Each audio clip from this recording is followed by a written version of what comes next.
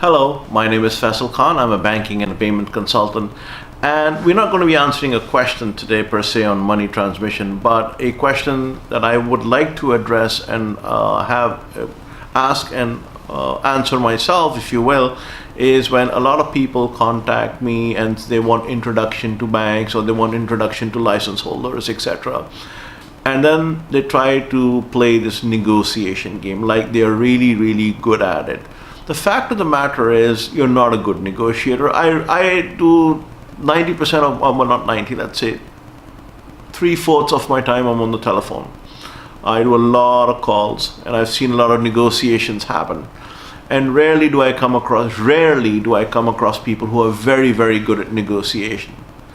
And the thing is, you see, you're talking to a bank and you're coming from a very, very weak position. You are most likely a startup, you have some funding, you think you have the best product in the world, you think is the key element here. And you want, obviously want something from the bank, and the bank gives you a price, and then you start negotiating. You may have encountered maybe 10, 20, 30, 40, 50 banks at most in your short career negotiating like the way you are doing with the bank or with the license holder. The bank does probably that number in a week. They have a huge advantage with you. So trying to negotiate, trying to come from a weak spot and trying to win over a transaction or a term sheet, you will rarely succeed at that. The bank will see it as a waste of time. If you haggle too much, they will say bye-bye and move on. You will be shut out. You will be shut out of the system and you will be shut out of the network. Other banks will also get to hear about it, that such and such person is just wasting time, they're haggling. Banks would love to work with you if they can make a profit. They're in it for the profit game. If you haggle too much so that you want to drive their profit down, you're obviously have become from a client, a potential client, to an absolute nuisance value for them. And what do you do with nuisance?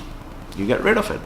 So when you're trying to negotiate, understand that there's only so much negotiation that can be done. You are not a good negotiator. Let me, no matter how much you and I disagree, that fact is confirmed.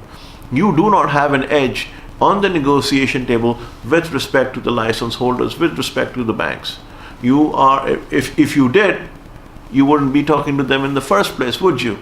So the fact of the matter is that, if you're going to try to negotiate, a small margin is acceptable for everyone, and that's about it. Anything more than that, and you will definitely risk at getting yourself ejected from the conversation. Just a little thing I wanted to share with you. If you have any comments on this thing, feel free to share. Until next time, have a good one.